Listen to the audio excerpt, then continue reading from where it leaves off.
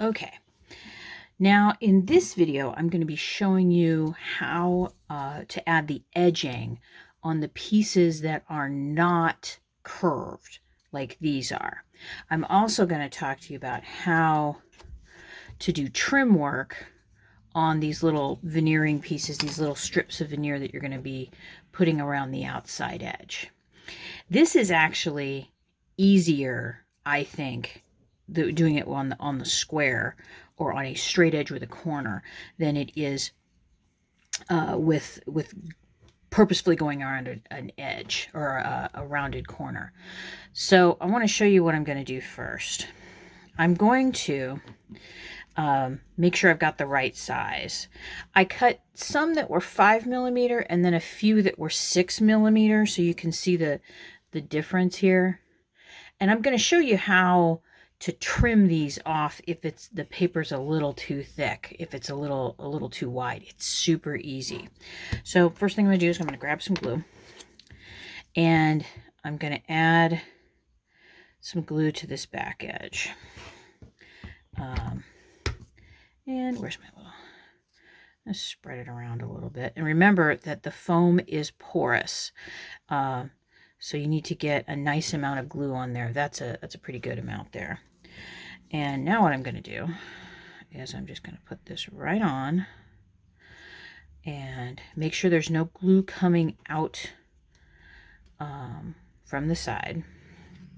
And then I'm going to do this. Now, because this is a straight side, there's no tension created when you're trying to go around a corner.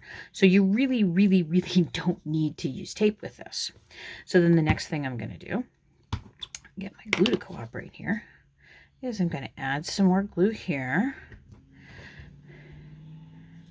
and go around the outside edge. And I'm making sure that when I'm kind of spreading this around, I'm making sure to get it all the way to the edge.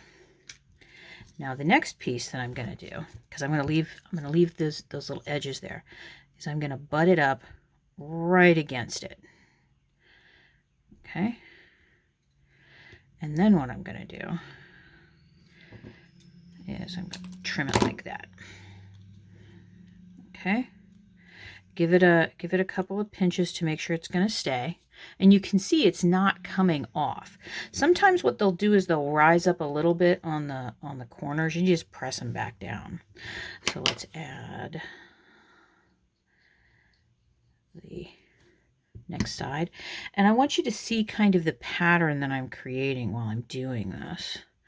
I'm trying to think and butter. I always think of this as kind of buttering at the same time. That's a little bit too much. And I butt this up against this piece right here. Wipe off any glue. Press it, make sure it's in place. Snip it. And now what I'm going to do is I'm going to come back. Do you remember this first one that we did? I'm going to come back and snip it like that. Just one side. Can you see I put one down. The next one is butted up against it. The next one's butted up against the little bit that pokes out.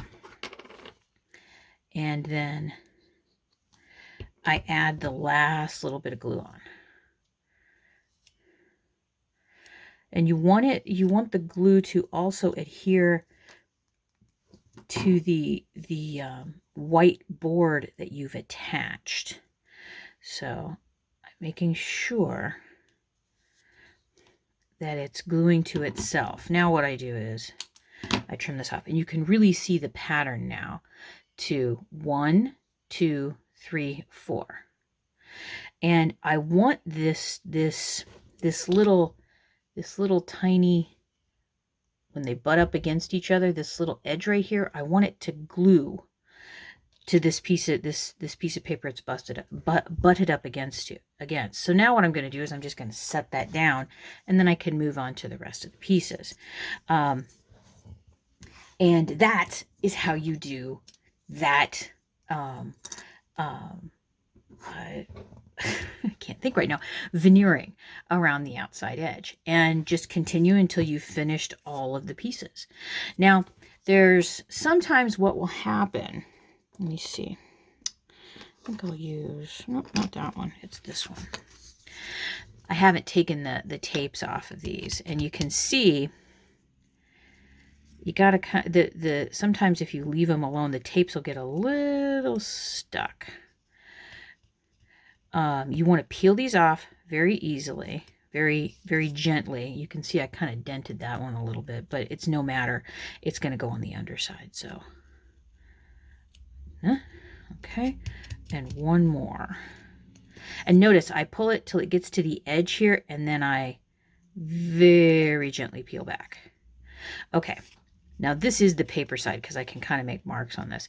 Sometimes you'll have, can you see that tiny little ridge right there? It's up just a little bit. I think on this one you can see it a little bit better. You can kind of see that it's a little bit too big. I'm going to show you how to get rid of that, and it is one of the easiest things that you can do. There's a reason why I keep sticking these to my finger, because I don't want them to get stuck to anything else. This also happens too. Do not have a heart attack. I was rushing myself a little bit. So I can see that right there is that little edge. There are two ways you can do it. You can do it with a pair of scissors, or you can do it with a nice sharp knife. I'm going to show you the scissor method first because I think it's the easiest. I just start at one edge and I slowly trim up and around. And there, it's trimmed. It's not a problem. I always check mine just to make sure. This one didn't adhere as well as I would like it to. There's one thing, please don't do what I'm doing with glue. It's a bad habit of mine. Sometimes what I'll do just to make sure that there's something in there, I'll add some glue and then set it aside to dry. So now you can't see that anymore, and there's something in it holding it shut. So I can set it over there so it can dry. I think, this one's a good one. Okay, trying to be really careful. This one you can really, really, really see where it's just a, oh, come on, baby. There we go. Sometimes what happens is the tape will actually get glued down. That's why I'm so big on wiping the glue off. So let's pop that off and pop this one off. Come on, there you go. That's a girl. Okay, so you can see here that it's just too big, the little white veneer part. So I don't start at a corner, I start on a side. See if I can get this as close as possible. And then, can you see that cut that I made? Now the other way that you can do it with a knife is you extend your blade out a little bit. And it's more of a carving towards you. And I go slowly. The reason you use a sharp blade is you use a sharp blade because if it were dull, you're probably going to cut yourself. And notice I'm trying really hard not to put anything too blood-having in front of it. This is something that I will do when I've got a spot that I just cannot get to any other way. You also can come in with sandpaper to even it out a little bit. And notice how I'm going to the inside because I want that all to lay down nicely. So you can see that looks a little bit better than what it did.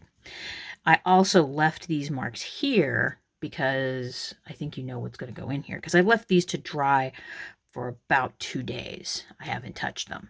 So these are nice and dry. There is absolutely no moisture in these. Get that tape off of myself. And we can go on to putting the holes in these and gluing together the tops and the bottoms. Now, sometimes you will get little areas that look like this. Now, you can, if you want, if you feel as though it just kind of needs to be done, I put a little bit of glue on there, and I'm just going to kind of smear it down. This will hold those paper, those little weak places. It'll kind of take the little fibers and pin them back down. You can also do that on, there was one over here. Yeah. I wanted to show you where, can you see how on the edge here, this kind of bubbled up a little bit? Again, don't do what I do with the glue. This is, I do not think this is a healthy habit. I'm just going to carefully take a toothpick and put some in there, and then squeeze it closed and wipe off the excess glue. And you can see how it all popped back into place. Don't worry, no one's going to see it because you're going to put a coat of Mod Podge, 2 coats of paint, and then another bit of Mod Podge. This, I guarantee you, will be covered up. So that's how we clean up these pieces before we start gluing things together and putting the legs and things on. So in the next video, I'll show you the next steps of gluing stuff together and putting legs on.